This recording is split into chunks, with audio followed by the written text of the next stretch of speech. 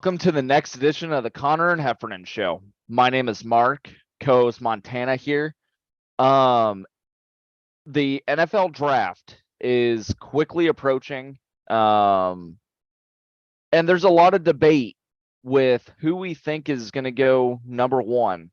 Obviously, the number one pick has become a mainly quarterback duel. Even though there are a lot of other athletes that could go number one, the last several years it's been a quarterback going in the first round, number one pick. This year it's going to be between CJ Stroud and Bryce Young.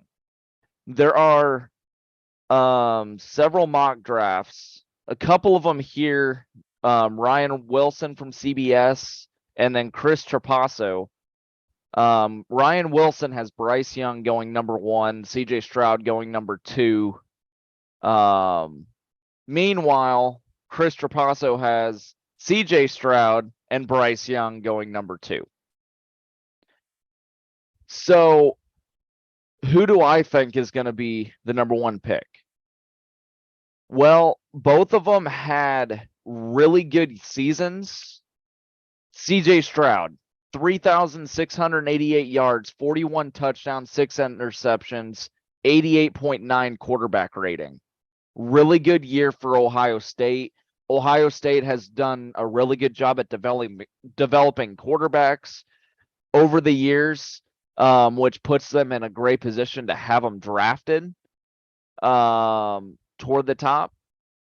Bryce Young, not quite as flashy stat-wise. 3,328 yards, 32 touchdowns, 5 interceptions, 86.2 QBR.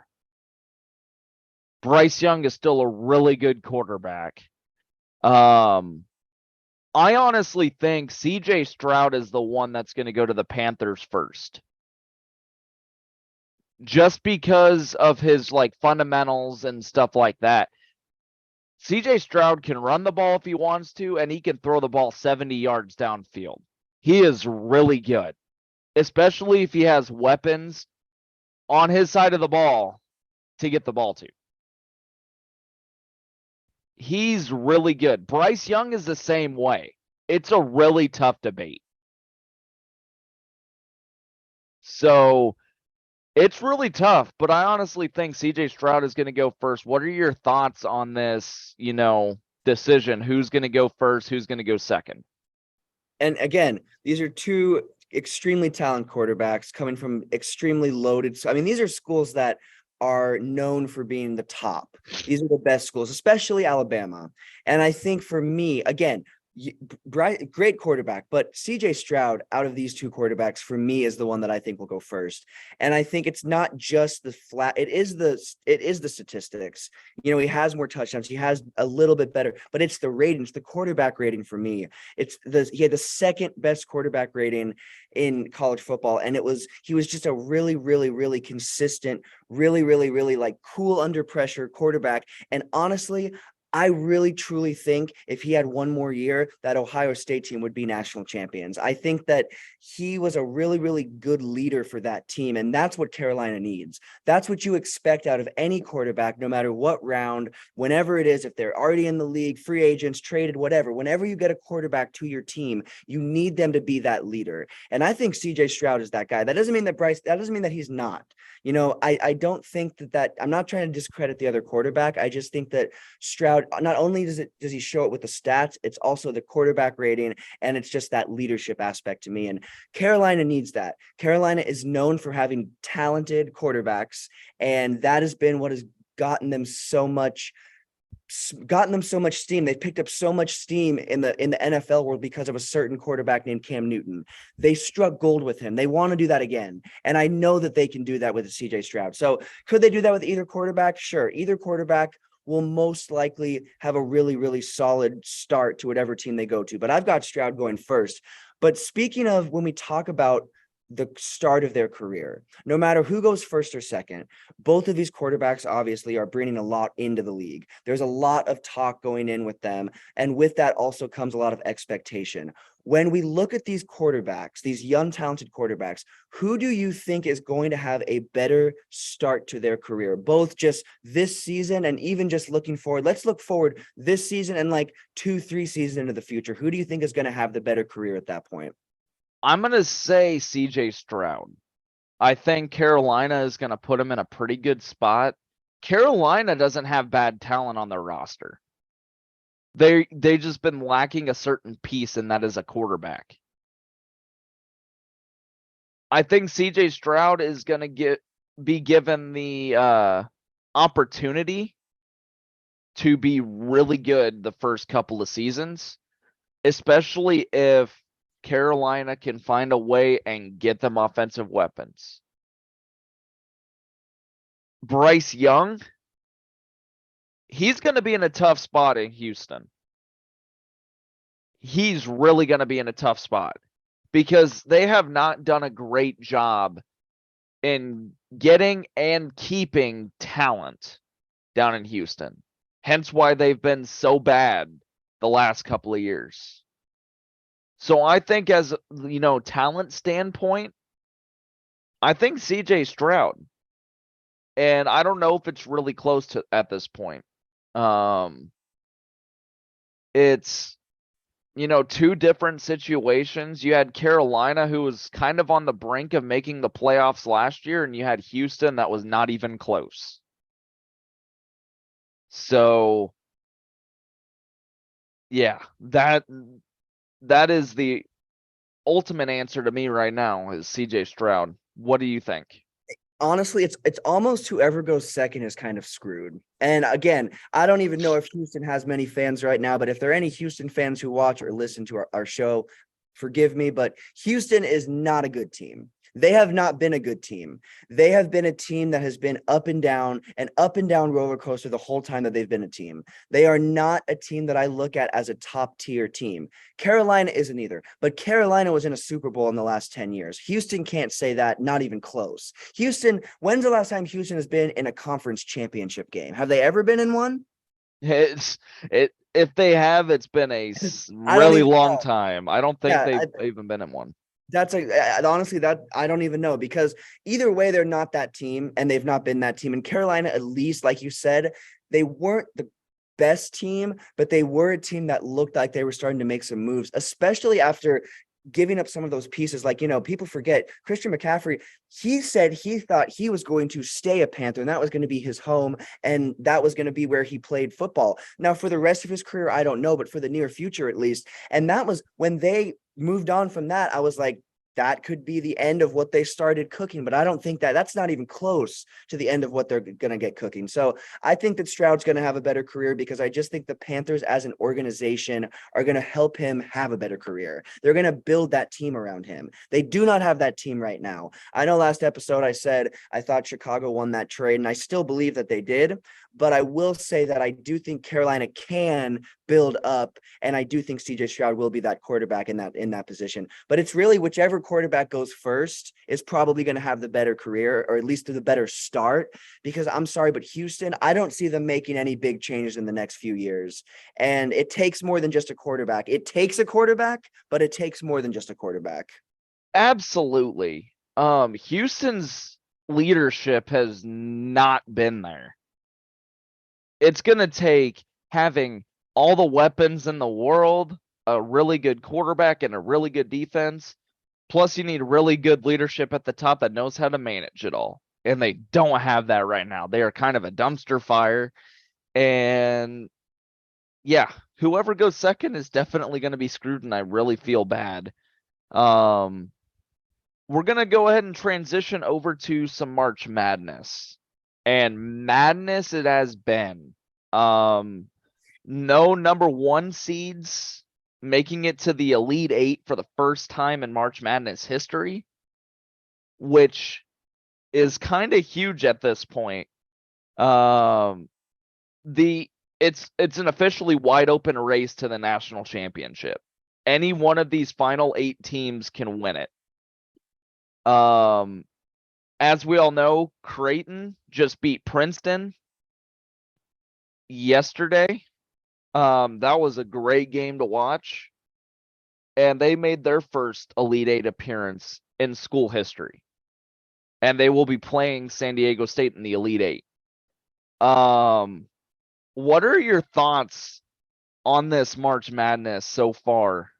Because it has absolutely been crazy.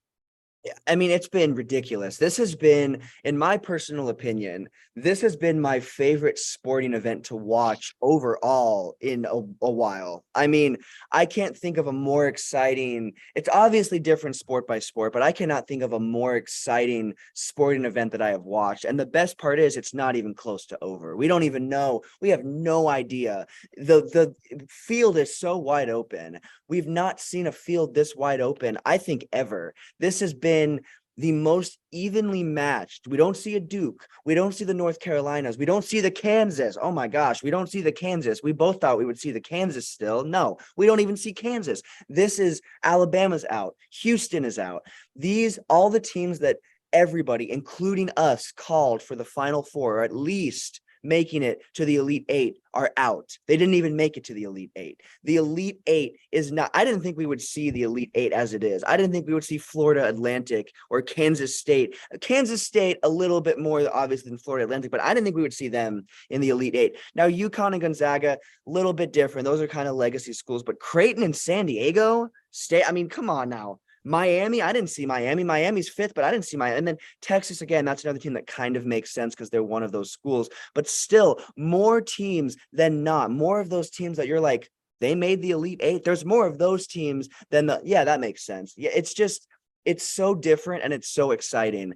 And for me, again, this has been my favorite sporting event to watch. I think that from start to finish, there's going to be parity no matter who wins from start to finish. We've never seen a tournament with this much parity from start to here.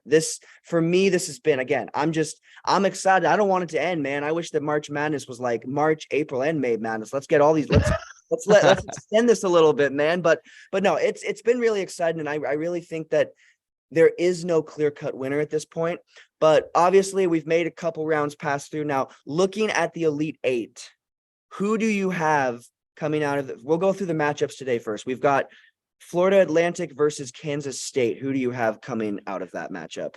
Man, that's a really good matchup. Florida Atlantic is really good. Kansas State's also really good. Florida Atlantic actually matches up quite well with Kansas State. Obviously Kansas State could give you some trouble. They're not a number 3 seed for nothing. But I'm going to have to go with an Elite Eight upset. I think Florida Atlantic over Kansas State today. I think it's going to be somewhere like an 85 to like 79 type game. I think it's going to be really high scoring from the get-go. But I think Florida Atlantic has enough to pull this upset. And I'm with you, man. 100%. I think that Florida Atlantic, that's like, I think Florida Atlantic is that team that is like not guaranteed to be that upset team in the Final Four, but I think that they really can do it because they have not had an easy path to here. They have played extremely well. Florida Atlantic has played some of the most consistent basketball we have seen in this tournament, because if they weren't, they would not be alive still. They would be dead in the water if they were not playing consistent basketball. So they have stayed consistent. While other teams have cracked and had those games, those off games, Florida Atlantic has been really consistent. So I'm with you too. I think this will be that upset. Yeah, it's going to be a really good game either way it goes. I don't see either team really pulling away. But I do think Florida Atlantic will pull away a little bit with free throws because Kansas State's going to be forced to foul.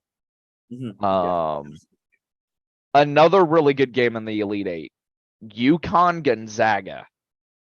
You got the 4 versus the 3. This one is going to be a really good game, and it's probably going to be a really good game to watch. UConn didn't necessarily have the easiest path. They played Iona, they've played St. Mary's, and then they played Arkansas. And they prevailed in 2 out of the 3 games pretty handily. They beat Iona 87-63. Then they beat St. Mary's, who is a really good basketball school, by the way, by 15 points, 70-55. Then they beat Arkansas 88-65. So none of these games that they've played so far have been close. We look at Gonzaga. Gonzaga didn't necessarily have the easiest pathway to get into. They beat Grand Canyon University by 12, 82-70. They then beat TCU in a very close game, really good basketball game, 84-81. Another really good basketball game. Gonzaga beat the number 2 seed UCLA 79-76. Again, this is another really good matchup, and I don't think we're starving for good matchups in the Elite Eight right now. What are your thoughts on this UConn Gonzaga matchup? So I've got to say, I think UConn's got this. I think Gonzaga's that team that always gets lucky. They always have those lucky moments. It's always that lucky three. They huck up those late shots. They make it to the next round, and then they lose against those teams that are unstoppable forces. And I think UConn's that unstoppable force. Now, I don't have UConn making it past the Final Four. They're going to make it to the Final Four, but I don't have UConn making it past there. But I have UConn. I have UConn definitely being that solid force that makes it past Gonzaga, because to me, Gonzaga, again, is that team that keeps making it deep in these rounds off of lucky shots. And again, it's not really luck. Of course, it's skill and it's talent, but it is luck in the sense that more likely than not, players will miss shots like that. So again, no disrespect. I mean, they beat the team that I said was going to be in the Final Four. Maybe I'm just mad about that. Maybe that's why I'm saying this. I'm just mad they beat my Final Four pick. But again, they beat my Final Four pick with that very lucky skill but lucky shot. So I don't have Gonzaga making it past the Elite Eight. They're always that team that makes it around the Elite Eight, and then they can't ever really make it too much past that. Of course, we've seen them in the Final Four before, but I don't have them making it past. So I've got UConn because I just think they're a more solid team, and I think they're more battle tested for this. Yeah, I think UConn can definitely potentially pull away in this game, because as I alluded to earlier, there were no real close games that UConn played in March Madness. 24-point win against Iona, 15-point win against St. Mary, and then 23-point win over Arkansas. UConn is definitely battle tested, and I think this game can potentially get ugly. Gonzaga cannot afford to get down anything this game. I don't see it being very close in the final 5 minutes, especially if they allow UConn to have their way. Another pretty decent matchup. We've got 5 seed Miami, number 2 Texas. Again, really good matchup. Miami whooped up on the number 1 seed Houston, 89-75. And Texas beat 3 seed Xavier, 83-71. Both of these are very good teams, obviously. Miami beat Drake the first round. Then they beat 4 seed Miami pretty handily. And then they beat 1 seed Houston. They're the ones that got us to the point where we have no 1 seeds left. That and San Diego State. But we'll get to San Diego State Creighton in a little bit. Miami is a really good basketball team, and they're probably a little bit more worthy of a higher seed than 5. Before the whole bracket got released, I legit thought Miami was going to be a 3 or a 4 seed. They are a really good basketball team. And Texas is as well. We look at their path. They beat Colgate first round 81-61. They beat Penn State 71-66. Penn State was really hot coming off of the Big Ten tournament. You've got them beating Xavier 83-71. They handled business against Xavier last night. This one has the potential to be maybe the game of the weekend. If it's not this game, I think San Diego State Creighton can really take the cake. But what are your thoughts on this Miami-Texas matchup? I think this one has the potential to be a really, really good barn burner type game. I think this is a match made in heaven. These teams are made for each other because they just smoked their last opponents. And I will say Houston, I honestly had been bounced even before last round because they played so sloppy in that first round. They looked just terrible. So I'm not shocked Houston's out, but Miami handled business. Either way, they beat the 1 seed. It doesn't matter how sloppy, they're the 1 seed. It's honestly a bigger testament to the other team if the 1 seed plays poorly, because that shows that you have a solid force that's going head to head. So, I mean, I think this is going to be the matchup of the weekend, like you alluded to. I do think that Creighton San Diego State game is going to be the second up for matchup of the weekend. I'm glad these are the same day. We've got like a doubleheader of some of the best tournament games on the same day. I'm excited. And even today, I mean, this whole weekend as a whole, these matchups are just going to be awesome. So I'm really excited. I do think that I have Texas coming out on top. I think that Texas is that one top seeded team that is going to go all the way because I just think that they're a solid team. They are really good. Yeah, they're real, and they're a super, super solid unit. And they're kind of that team that is like that was looked at as one of the top teams in the beginning. They weren't looked at as the top team, but I would say they were looked at, the 2 seed, as one of the top teams. And I think they've proved themselves throughout this tournament. And a lot of those top seeds haven't. Honestly, the reason I'm kind of putting my money on them a little bit, I'm not putting my money on them actually, but the reason I'm metaphorically doing that is because they have been that top seeded team that has not just blown it. And even in the games that other top seeded teams won, like the Houston first round game, that was the worst basketball I'd seen them play. And these other top seeded teams played some abysmal basketball. Texas has played consistent basketball. They have played like a 2 seed.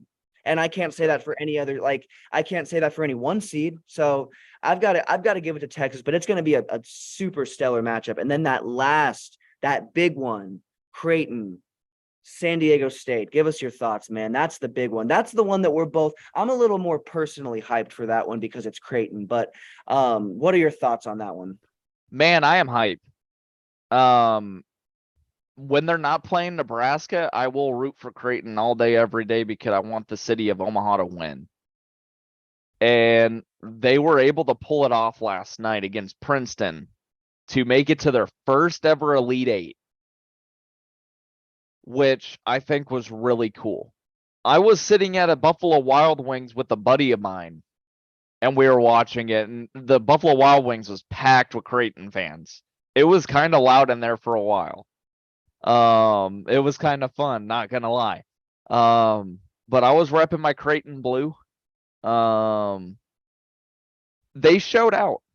They really did show out. Let me pull up the stats real quick of the Princeton game real quick. So the stats from last night.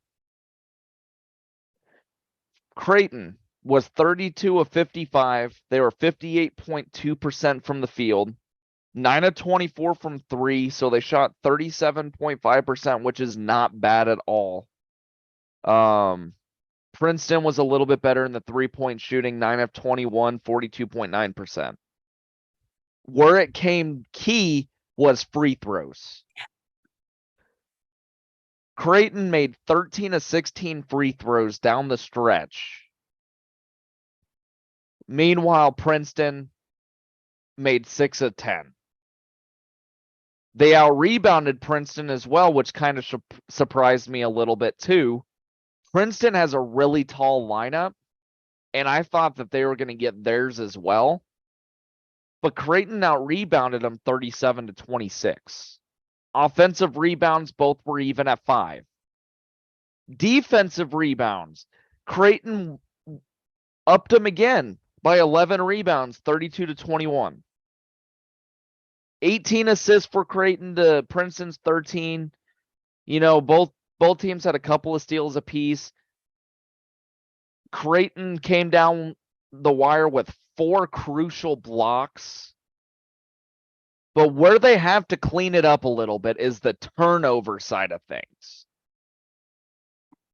Creighton turned the ball over 13 times, a lot of which came early on in the game. Princeton only turned it over 5. So if I could see one thing that they need to really touch up on before they play tomorrow, is they need to look after the ball a lot more. They don't need to put the ball in jeopardy. Come up with the safe play.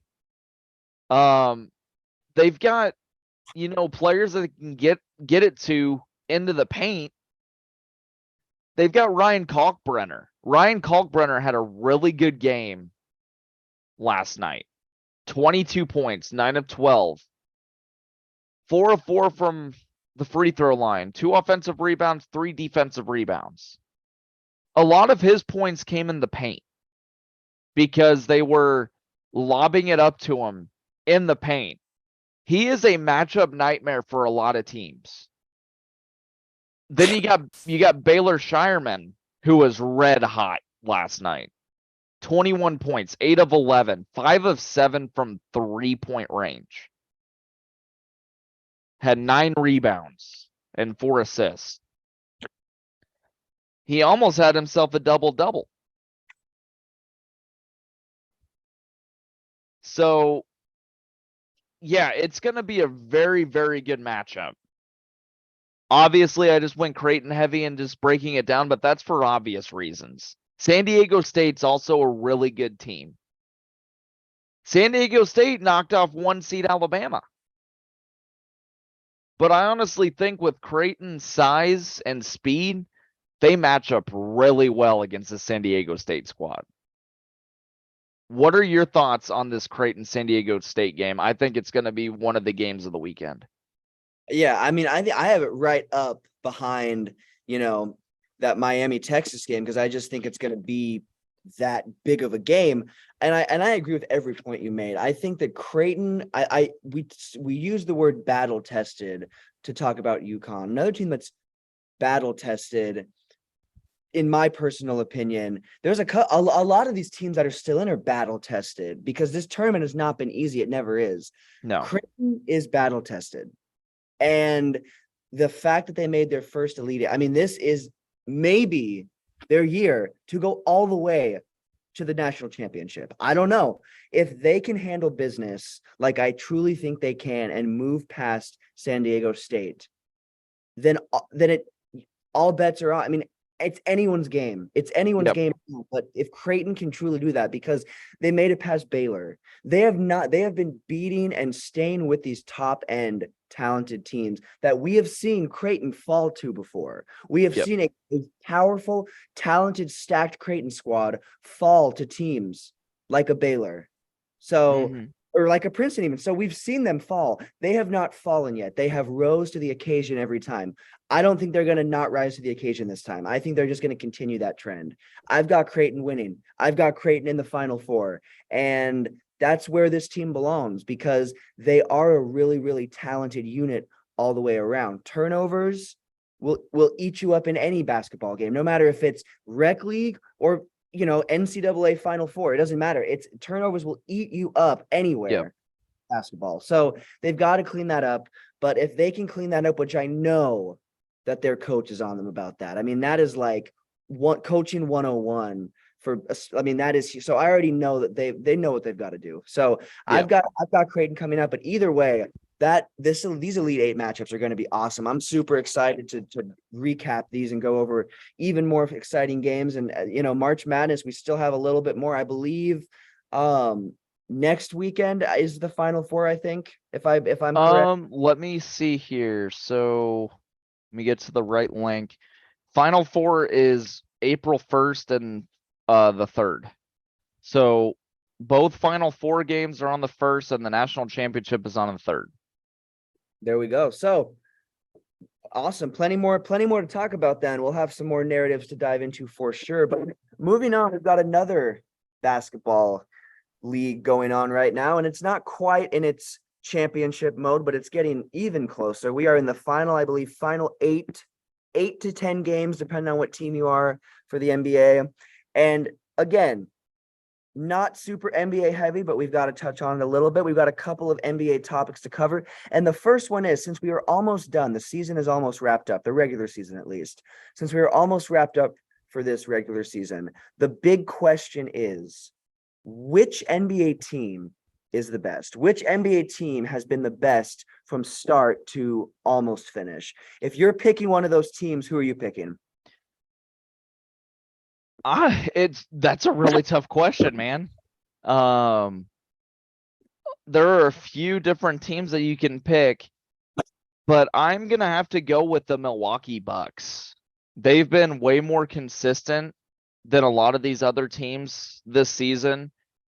They're 8-2 in their last 10 games, and they're sitting at the top of the East. They have clinched the playoffs. They're 53-20. They're 30-7 at home, 23-13 away. Really good record.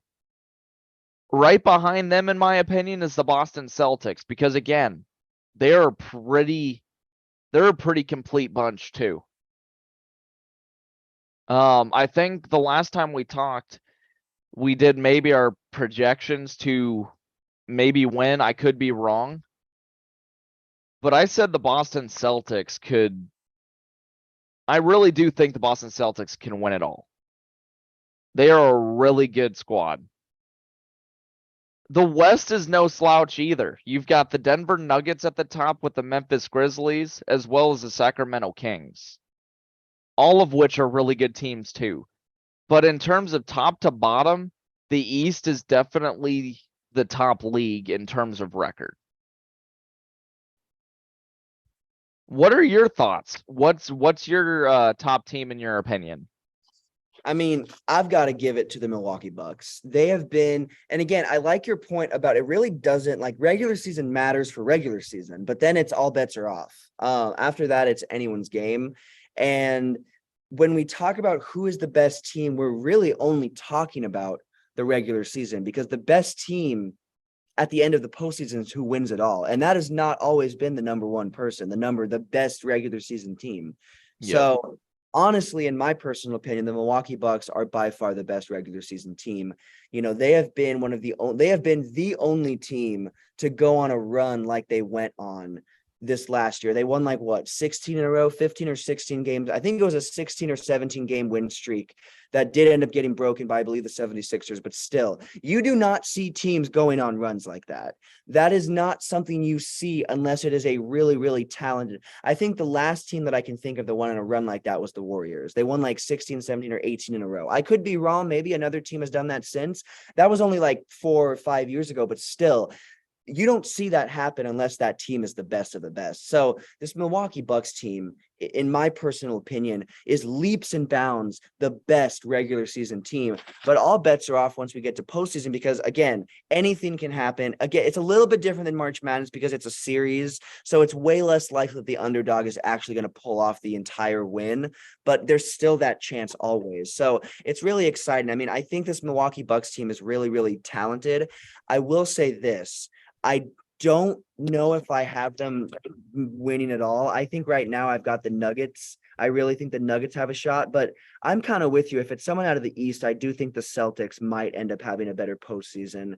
They've had some struggles this like later half of this season, just overall as a team. They still are obviously sitting second at 51-23, and they're 6-4 in their last 10, so they're not doing too bad. But that Milwaukee Bucks team is leaps and bounds that best team. But when we look at the standings, who do you think? Because again, I would say 1-6 are really considered top tier NBA teams in both conferences. But in my personal opinion, there's always contenders and pretenders. So looking at that, let's just go through the top 6 in each conference and tell me, who do you think are contenders or pretenders? I'll go through the list.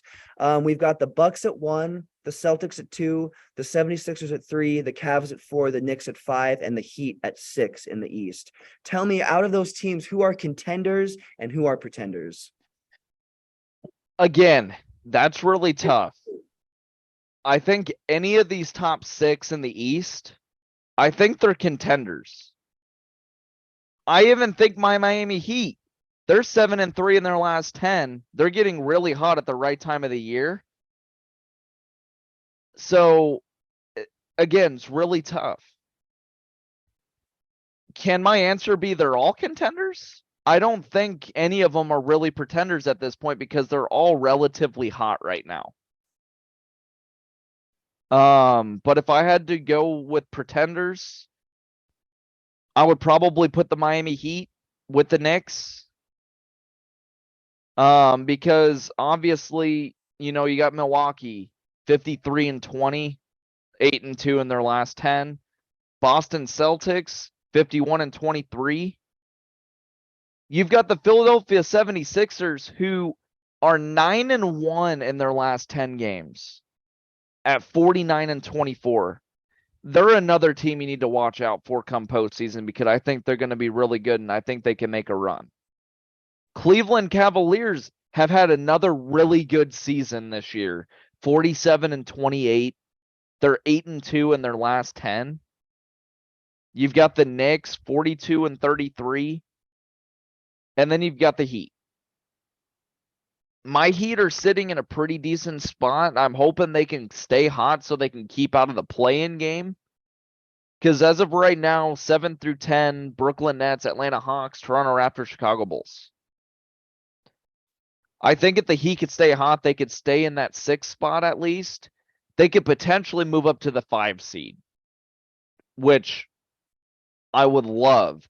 Because the New York Knicks they've been pretty cold as of late. They're 4-6 in their last 10. So my pick for contenders, as of right now, as the standings sit right now, based on hot teams, I've got 5 out of the 6 of them as contenders. Milwaukee, Boston, Philadelphia, Cleveland, and the Heat.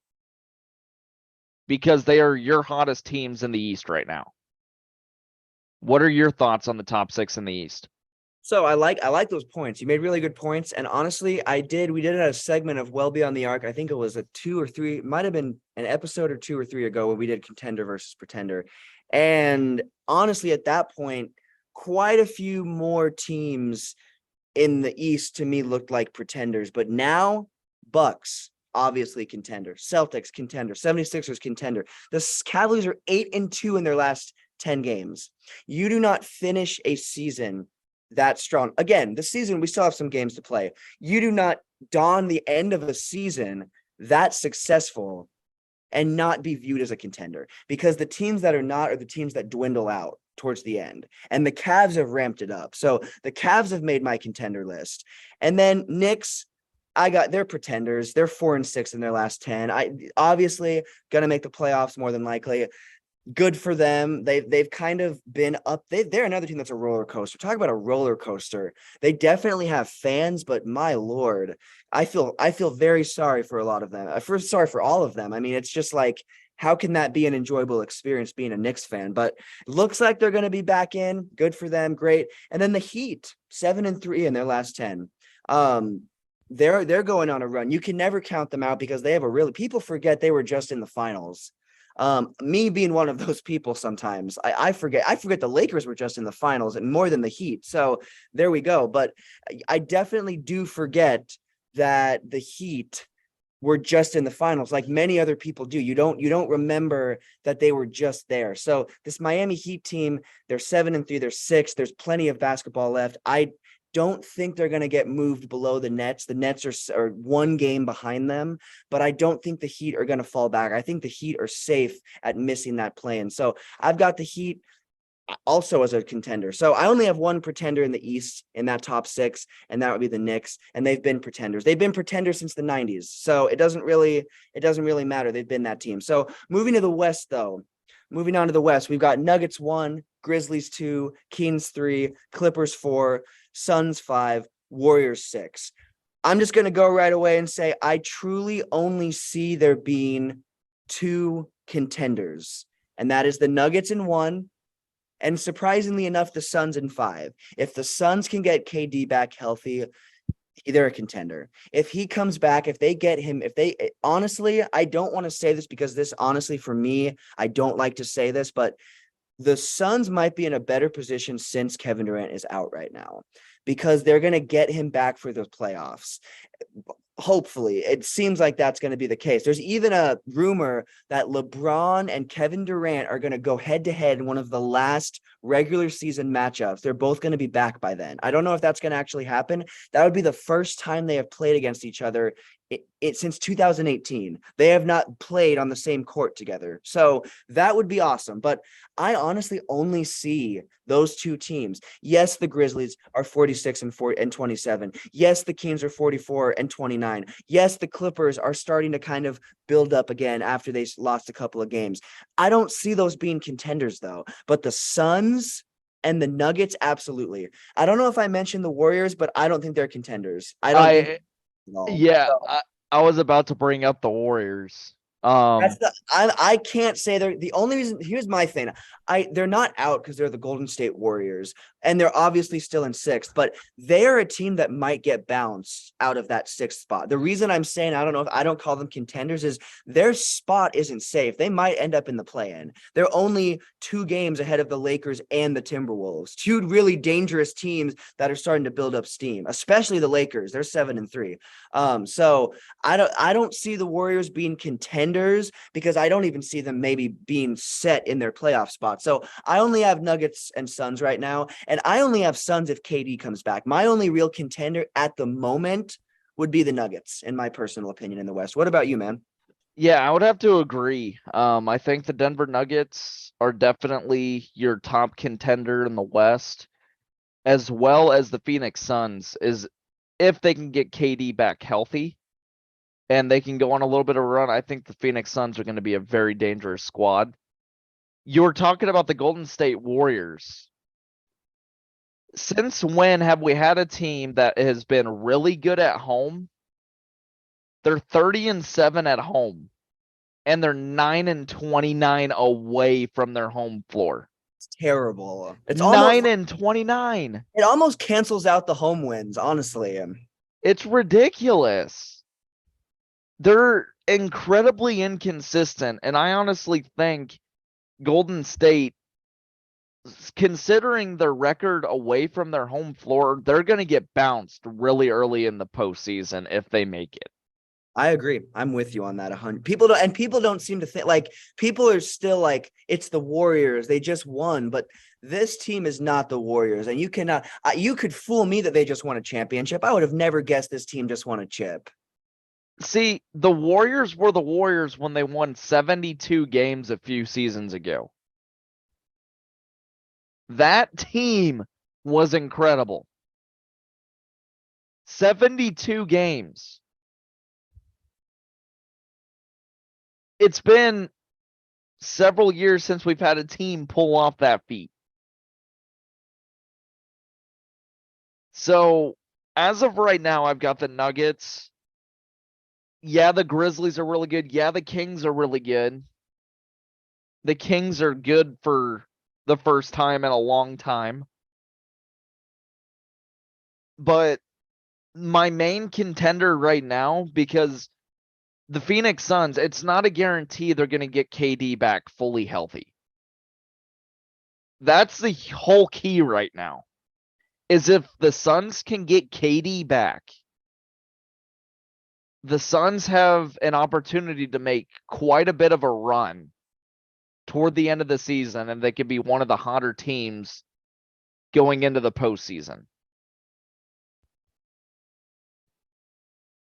It is a way tougher conversation in the West right now. I don't know what to make of it. Top to bottom, the East is the top conference, which the last several years, it's been the West. The West has been that dominating conference the last few years. And I think the tables have kind of turned. So, again, Denver Nuggets, I think, have the conference's best opportunity to win the NBA Finals. I think they're the only team in the West. And again, I think that will change if KD comes back. And I will also say, I don't want to sound like, Mr. I'm wearing my Lakers jersey and I'm showing my Lakers tattoo, but I do think the Lakers, if LeBron comes back and they continue this run, could be a team. I think if the Lakers end up in 6th, then I do think that they're a team we need to start looking at a little bit more. Yeah, it's not a guarantee, and I'm not going to call them even if they move up to 6th, I'm not going to call them a contender, but they are a team that we need to look at, because if they can go from being one of the worst teams in the league and just now getting to 500 to being 6th, then to me, that's a team to look at, especially if AD is healthy, which is AD going to ever be healthy? I don't know. LeBron is also a player whose health is, and it makes sense with LeBron. LeBron is what, 37, 36, something like that. He is definitely, maybe, no, 38, I believe. Yeah, 38. So, I mean, LeBron is, it makes sense that LeBron is maybe starting to be a little bit more injury prone and be a little more fragile. It's still LeBron, but you've got to just watch that a little bit more. So I think, for me, I don't want to, and again, the Warriors have a better chance of being called contenders than the Lakers, just because the Warriors just won the title and they're still in the top 6. But don't count the Lakers out, and really don't count. We talked about playing games last episode. Don't count any of those playing teams out, because there are some dangerous teams sitting 7th, 8th, 9th, and 10th that would love to bounce any of those teams up top. So we're going to have some more NBA basketball to definitely dive into. But moving on, it is about that time, baseball season. One of my personal favorite times of the year. Baseball season is just awesome. It's not even just the baseball itself, it's just what it means. That means it's summer, it's spring, and then it's fall. I mean, it's the best seasons, the best time. I love it, man. I can't get enough of it. And recently, ESPN released a really interesting list of the top 100 current players in the MLB. And for me, this was perfect timing. This was great timing. They know what we want to see as baseball fans. We want to see where our favorite players ended up. So we're going to go over 1 through 10 and just give our personal opinion on that list. Really just 1 through 10, because 1 through 100 would take us a long time. And frankly, I don't know if I don't want to say I don't care who's ranked 100th, but I want to know who the best of the best is, because baseball is a sport where it is so hard to make a top 100 list. Yeah. I like this it's very interesting. It's a very interesting, unique setup. So looking at 1 through 10, what are your opinions on, did they get it right? Did they get this 1 through 10 players right, in your opinion? Yeah, I think so. I'm just going to rattle them off right now. Number 1, it should shock nobody. Shohei Ohtani, probably going to go down as the best two-way player in history of the major leagues. You got Mike Trout, who has been consistently one of the better players. You've got Aaron Judge at 3, Manny Machado at 4, Freddie Freeman at 5, Juan Soto at 6, Julio Rodriguez at 7, Trey Turner at 8, Mookie Betts at 9, and then Nolan Arenado at 10. I say they got it right. They are all really good ball players. But if I have to say who is the clear-cut top player in the major leagues, I'm going to say Shohei Ohtani. Shohei Ohtani has been absolutely incredible. He's a really good pitcher. He is a really good hitter when he's up at the plate too. He's absolutely incredible. 2022 for his stats. He batted 273, 34 home runs, 95 RBIs. Let's look at, some of his pitching stats too. If it'll even pop up. Okay, they're not even popping up. But his pitching stats too, he has a sub-3 ERA. He is a really good pitcher and a hitter. Unfortunately, he is with the Angels. The Angels have had a team where they should have made the playoffs year in and year out. But it seems like after they made the playoffs in 2014 and got swept by the Royals, the Angels have slid. My Royals were the cause of their downfall. But they've got pieces now to where they can have a really good team coming into the year. On paper, they have a playoff team. But obviously with baseball, there is so much parity that we don't know what's going to happen. You got Mike Trout, who is constantly toward the top in every single offensive category in baseball. Really good. Aaron Judge is really good. So you really can't go wrong with the top 10. Manny Machado has a pathway to potentially get another MVP. Like, it's a really good, solid top 10. What are your thoughts on this top 10? I 100% agree with who's on it. I don't know if I agree with who's where. I definitely agree with who's number one. There's no surprise that if anyone does not have him on their personal top 10 list at number one, you need to watch his game, because he is, like you said, he will go down in history, and he already has etched his name. He's, again, part of an unfortunate team, not really the team that is really going to make it anywhere. Even if they kind of do somewhat, have their flashes during the season, they never make it that far. But when we look at number two, I don't really agree with Mike Trout being right there.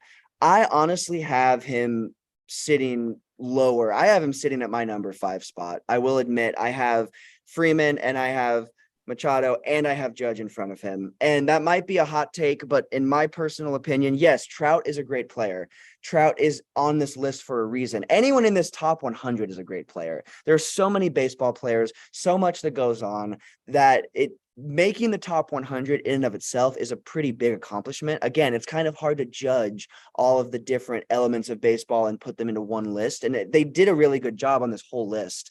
But I will say that I do think that Trout, for me personally, is below Judge and Manny and Freddie Freeman, in my personal opinion. I don't have him any lower than, I have him sitting right at 5. That is my only change on this list. Other than that, this list is solid. And again, every player on this top 10 deserves to be there. In my personal opinion, Aaron Judge is that number 2. And that is because he is, again, yes, he's been great. He's been that slugger, but this last season, he looked like he is really, really, really entering his prime. And the Yankees are a team that they're going to build off of that. Obviously, he just signed that monstrous contract. Believe is it 9 years, 10 years? He's going to be sticking around New York for a while, and I believe that within that time they'll win at least one World Series. I mean, they're going to win the championship at least once. They're going to win it without a doubt. They're going to win it. They're going to absolutely be that team that's crowned while he is still there, and it's because of what he offers to that team. And he is just an offensive. If I'm going to crown anyone in the MLB like the best offensive weapon, it's Aaron Judge for me personally. So that's the only switch I have. I have Judge at that 2 spot, and then I have Manny at that 3 spot, and then I've got Freeman at 4, and then I'm gonna put Mike Trout at 5. Another thing I will say I'm kind of surprised that Mookie Betts is at 9. I kind of maybe would move him up a little bit higher, but still, those are the only kind of changes I would make. But that whole list as a whole is a really, like, in my personal opinion, I think ESPN did a really good job. Sometimes they butcher these lists. I've seen some really bad NBA lists. I've seen some really bad NFL lists, and I think college lists are I've seen some really bad college football lists. But this list for me as a whole was really, really good. And again, baseball season's just getting underway, and we're going to have a lot of baseball to go over as we go out this show. So plenty more baseball to go over for sure, but I think that kind of wraps up our MLB. But before we wrap up today, we cannot finish our show without a little Husker sports talk as well. We've got to throw that in always. Yeah, so they had still a really huge recruiting weekend. A lot of big time recruits are still in Lincoln right now. Headlining, we've got Dylan Raiola, Williams Nuanari. I just probably butchered his name. And then 5-star Ryan Wingo as a wide receiver as well. A lot of other really good talent. Brandon Baker, 4-star. Nigel Smith II, 4-star. Ryan Pelham, 4-star. Nathaniel Frazier, 4-star. Carter Nelson, 4-star. Angel Sprague, 4-star. Gatlin Byer, 4-star. Jacob Smith, 4-star. Jared Smith, 4-star. A lot of 4-stars in Lincoln and a few 5-stars as well. And if Nebraska can land a few of these guys, which I think a lot of these guys are going to commit probably early this summer, if Nebraska can land a good handful of these guys, they're going to set themselves up really well in 2024. It all starts with Dylan Raiola, in my opinion, because Dylan Raiola and this Ryan Wingo guy are really good friends, and I think they're going to be a package deal. I mean, they've kind of teased at it, on their Twitters, the last, several weeks. And I mean, they had a picture taken yesterday in Nebraska football uniforms, and they were both pictured together. Nebraska has a shot to get a bunch of these guys and set themselves up really well. If they can get these guys to commit, if Nebraska gives any of these guys hope for the next season, whether it be winning, 7 games and maybe their bowl game get to 8, or who knows, they could go out and they can win 9-10 games this year for all I know. If they can give these guys any sort of hope, if Matt Rule and staff can get these guys any sort of hope, we could be talking about Nebraska being a national championship contender within the next 3 years. Because this is program changing talent that is in Lincoln right now, checking out what Nebraska has to offer. They're getting ready to open up their new facility, which is absolutely insane looking. It's going to put them toward the top in college football. So that right there, having a nice student athlete center for these guys is huge. Not only that, Nebraska is toward the top in all NIL categories. So they can get these players some money too. So it's really huge, man. I am really excited. It's really an exciting time for Husker football, especially if they can land quite a few of these guys that are visiting Nebraska right now. Like, I am stoked. Nebraska has never had this much talent at one time on a single recruiting weekend. What are your thoughts on this recruiting weekend? I think it's really huge, especially if they can land a few of these guys. I mean, it's the biggest. We've not seen Nebraska. I don't know, even if when Nebraska was as great as it was, I don't think we've seen Nebraska potentially build like this. I think we could potentially end up being one of the best schools recruitment wise within the next few years. I think, and if Matt Rule and his staff do that, then that just shows that we've been living in the dark for quite some time. I mean, someone coming in and changing it that much, it just took the right person. It didn't take all that extra stuff. It took the right person, the right people. We finally have the right people in Memorial Stadium. We've not had that. So for me, and I don't want to like use that as an opportunity to like roast Frost and say it's all his fault, because it wasn't all his fault, but he was not the guy for the job. No. We finally found the guy that is the guy for the job, or at least the guy to get the job started. The fact is, Nebraska hasn't made a damn bowl game in 6 years. 6. And Matt Rule has already all this talent on a single weekend coming in to check him out. That says something. Something that Matt Rule and staff are saying to these players is kind of radiating through them right now.